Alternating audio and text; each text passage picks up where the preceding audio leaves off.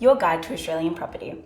Thanks for joining us today in what's going to be a really interesting look at Australian property, both from an industry perspective as well as for someone wanting to buy property and understand all the terminology around property sales in Australia.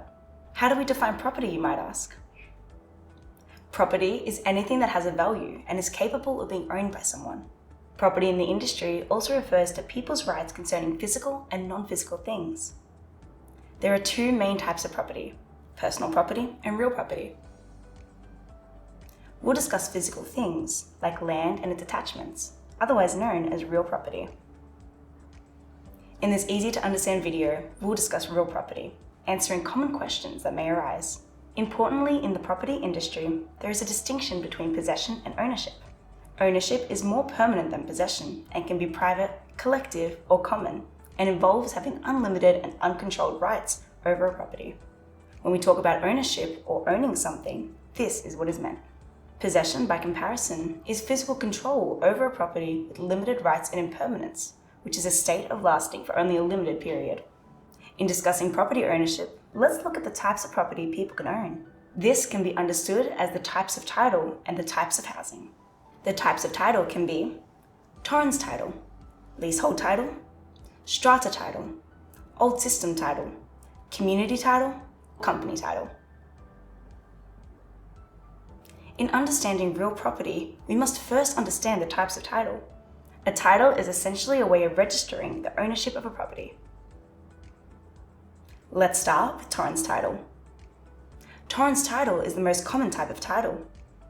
Torrens Title provides a single document or certificate of title and is registered with the state government or territory where the property exists. Torrens Title is typically used for land and houses. Leasehold Title is the land that is leased to a party by the state or territory where the property exists. All mineral rights are reserved to the state or territory. Strata Title allows for individual ownership of a lot or unit while sharing common property ownership for the common grounds on which the lot or unit is built.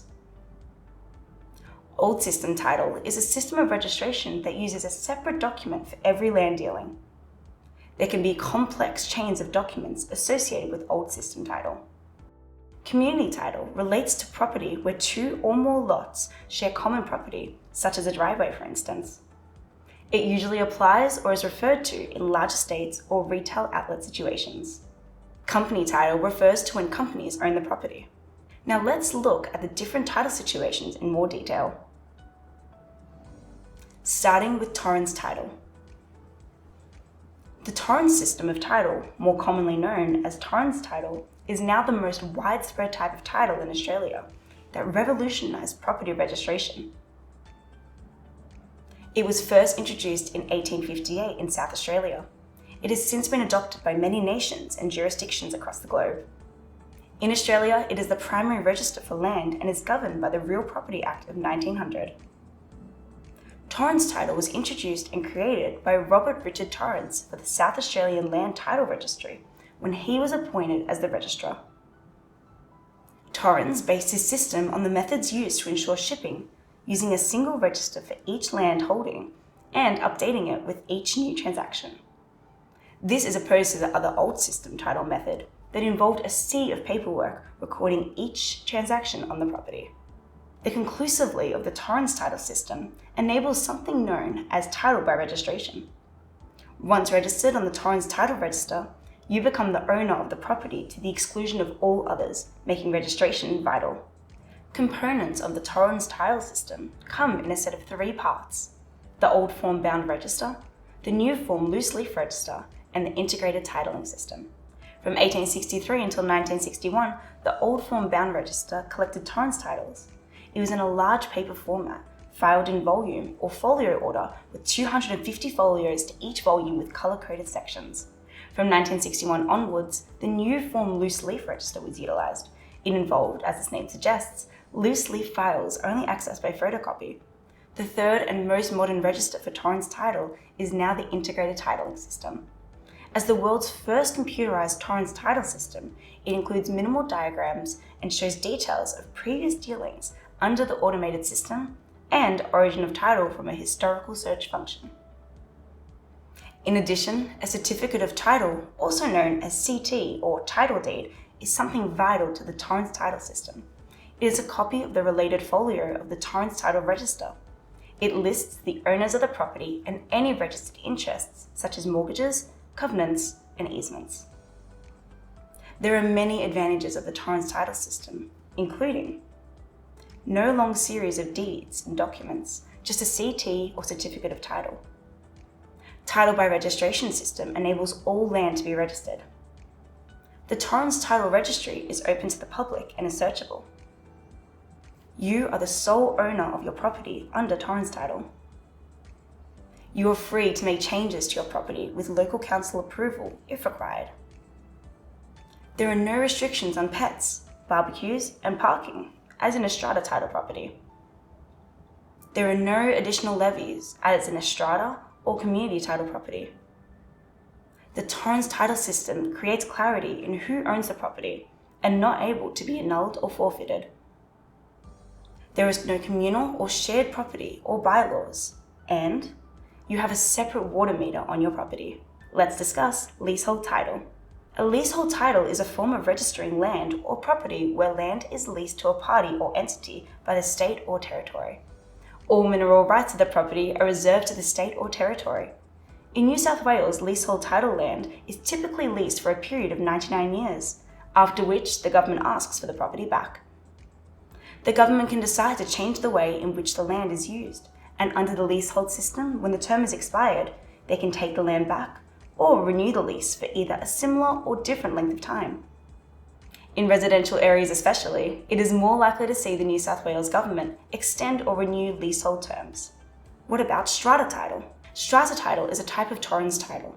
Strata Title refers to the ownership of property that is both individual and common.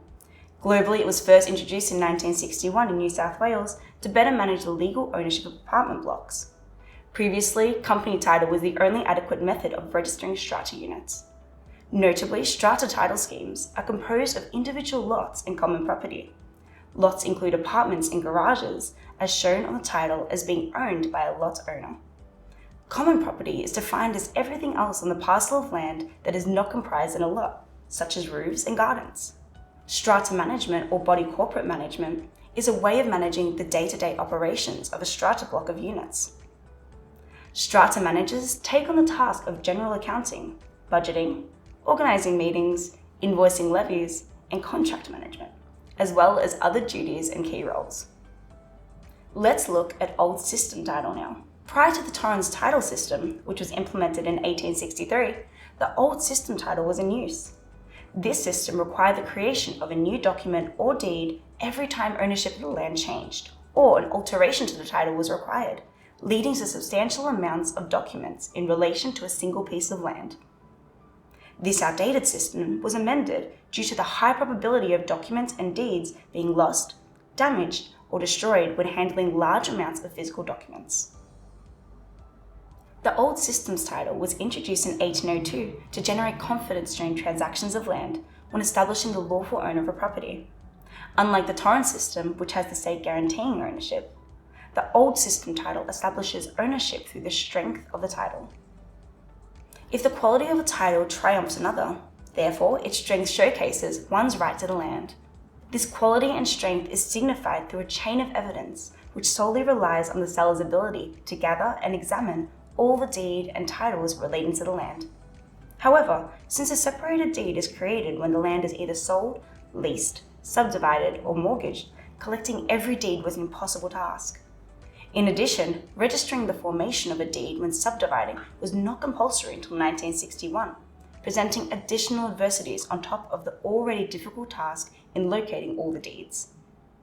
In response, the Conveyancing Act of 1919 introduced a 30-year cutoff period, or good root of title, to ease requirements for proving ownership. But the reality was that the complicated procedures and statutory requirements, accompanied by the substantial expenses and uncertainty when claiming a land title, dissuaded citizens from even attempting any claims. Let's move on to the community title now. Properties with at least 2 lots that share a common area are regulated under what is known as a community title. In New South Wales, this title is governed by the Community Land Management Regulation, and New South Wales Department of Fair Trading, pursuant to the Community Title Act of 2001 and Community Land Development Act of 1989. Simply put, a developer purchases a vast piece of land and subdivides the land for property with residents sharing various common infrastructure and facilities such as roads, basketball courts, parks, parking spaces, etc. Those under a community scheme can be categorized under 3 types of community titles: community plan, precinct plan, and neighborhood plan. These types of plans have their respective associations who act as an executive board for decision-making and management purposes. Associations have an important role to amend bylaws to better reflect the democratic opinion of the community, while continuing to account for any compliance requirements set by the Community Land Management Act of 1989. To prevent any bias with respect to decision-making, an association generally consists of those from commercial, retail, and residential lots, as conflicting interests are a commonality from these sectors. However, for day-to-day issues, a community committee or general meetings by all residents and owners are potential solutions. For a community to be legally bound by a community title, a community management statement must be lodged with the Land Registry Services, regardless of the type of community title. A community management system sets out certain bylaws residents within the community scheme must abide by. There are no set examples of bylaws that a community management statement must contain, allowing for flexibility and discretion in determining the regulations for the community.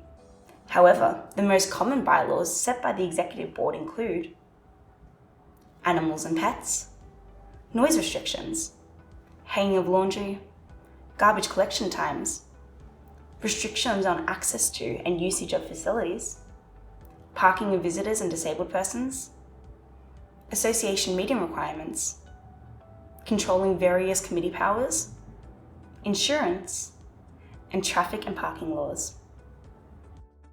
Lastly, let's discuss company title. In the case of company title, instead of holding a certificate title to a property as highlighted from the other types of title, a share certificate is held and entitles the purchaser to occupy an area owed by a company. Share certificates can only be issued from a proprietary, limited company, and in New South Wales, generally involves home unit companies. Listed under the Corporations Act of 2001 as a special purpose company, workers who own or reside in a block of flats together hold a share certificate.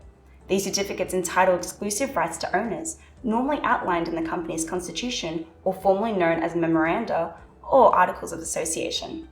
The constitution may include the following information: the shares issued by the company and the specific areas these shares give an entitlement to, provisions of the sale and purchase of shares issued by the company, the corporation's power to make modifications to the building, the corporation's duty to maintain the building and its facilities, the corporation's power to amend, create, or revoke laws, the rights of shareholders to exclusively use and occupy the specified area of the building, the duties of shareholders when occupying the building, or levies incurred in owning a flat and clarification of the company's powers to raise or lower levies. The company's constitution is a legal document which binds the internal operations of the corporation. The laws listed must comply with the Corporations Act of 2001, Work, Health and Safety Act of 2011, Environmental Planning and Assessment Act of 1979. It is essential for employees and shareholders to adhere to the Constitution. However, outdated memorandum and articles of association pose a threat to the clarity of the rights and obligations for shareholders. Therefore, constitutions created and yet to be modified prior to 2000 are strongly recommended to be updated. Apart from the laws outlines within the Constitution, there are house rules which operate on a day-to-day basis. These are more commonly known as bylaws and regulations and can be amended by an executive board or through a democratic vote by the shareholders. House rules have less of a binding effect, but still must be obeyed. House rules usually include administrative matters, when bins should be put out and collected, when mail and deliveries are received, how flats are being maintained and used, the number of occupants, pets, noise levels, how common areas are being maintained and used, procedures for modifications to these areas, the ability of owners to let and sublet the flat, Airbnb provisions, safety concerns, and location of fire extinguishers, safety exits, and fire alarms. So what are the advantages of company titles? They're not as expensive as strata titles. No prospectus is required when issuing shares. It's a more streamlined system for when problems occur, for instance, when dealing with the management team of a company rather than a strata title manager. The disadvantages of company titles include value of unit through the share does not increase as significantly as those under a strata title, and obtaining loans from the bank may become more difficult compared to a strata title. In addition to types of title, there are also different types of housing on land. These include terrace houses, standalone houses, semi-detached houses, duplexes, townhouses, and units or apartments. Each have their own advantages and disadvantages. For instance, standalone houses cost more than units or apartments normally do. Types of property ownership. Now that we've investigated the types of titles and briefly at the types of housing, we will explore the types of property ownership next. In this section, we will discuss sole proprietorship, joint tenancy, tenants in common, trusts, and companies. In addition to types of title, there are also various types of property ownership, or ways of holding title. Most typically, these include joint tenancy and tenancy in common, but can also encompass something known as sole proprietorship. Let's start with sole proprietorship. Sole proprietorship is a type of ownership operative when one sole person owns 100% of a property and is listed on the title. As most real property in Australia is under the Torrens Title system, sole proprietorship means having your name listed on the Torrens Title for your property. What is joint tenancy? Joint tenancy is where the owners of a property, typically two persons, but it can be more, have equal ownership and interest in the property, and a right of survivorship exists. The right of survivorship states that if one of the joint tenants die, the property will automatically pass on to the surviving joint tenant or tenants. Let's look at tenants in common. With tenants in common, people can hold an interest in a property in either equal or unequal shares. The right of survivorship does not exist, and so if a tenant in common dies, the other tenants are not automatically given the tenant's share of the property. What about trusts? A trust is a financial structure where a person or company owns assets on behalf of one person or a group of people. It essentially means one person or company will look after an asset like money or property and distribute the wealth from this asset to the other people in the trust. Trusts tend to sound more complicated than what they are in practice because of the jargon used when talking about them, such as the title is given to the people involved, for instance. The settlor is the person or company who set up the trust and names the trustee and beneficiaries. They're not permitted to be a beneficiary and are usually a lawyer or accountant who has no ties to the trust upon finishing its creation. The trustee is the person or company who owns and controls the asset in the trust. There can be more than one trustee in a trust, and they are charged with always acting in the best interests of the beneficiaries. All transactions are in the trustee's name.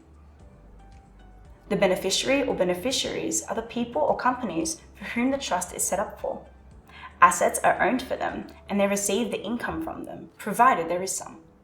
When a trust is started, the settlor will create the trust deed, which sets out how the trustee is to run the trust in question. So, why buy property through a trust, you might ask? There are several potential advantages with buying property through a trust, which may be attractive to investors. They are tax benefits, for instance. A trust should have its own tax file number and is required that a tax return is lodged. However, if the trustee distributes all the income made from an investment property in the financial year to the beneficiaries of the trust, it is considered part of the beneficiary's income and hence part of the tax return they lodge. Given that some beneficiaries will be in lower tax brackets than others, this distribution of wealth can provide a considerable tax break and save the members a huge amount compared to if they had bought an investment property themselves. Asset protection. In a trust, the trustee is the owner of all the assets. So if you're a beneficiary receiving income from an investment property and you happen to go broke or face legal action, that investment property may be more protected from creditors or the law. This is one of the biggest advantages of owning property through a trust. Profit distribution. Trusts can make it incredibly easy to distribute the wealth from investment properties, as the trustee is legally obliged to act in the beneficiary's best interests. This is particularly true in the case of unit trusts, as there is an entitled amount for each beneficiary based on the number of units they own. This can prevent someone in a joint venture hoarding income or not distributing it correctly. Estate planning. Trusts make it simple to transfer the ownership of property when someone is sick, has a disability, or has died. The trust deed outlines how the trustee should proceed in such circumstances, preventing legal drama which can often occur, especially within families. In some cases, the transfer of property in a trust when someone has died is exempt from some taxes and government expenses. And lastly, companies. Buying investment properties within companies has become less common over the years, because companies are not eligible for the 50% capital gains tax discount that individuals receive if they hold a property for more than 12 months. That said, there are some benefits to owning properties within a company structure, including increased asset protection. In some states, a company is eligible for its own land tax threshold, but watch out for grouping provisions. Also, if the property is positively geared, the income tax payable within the company is capped at 30%, which is much lower than the effective 49% individual top marginal rate. So that's a glimpse at the types of property ownership. Next, we'll look at the different types of property zoning and the associated codes.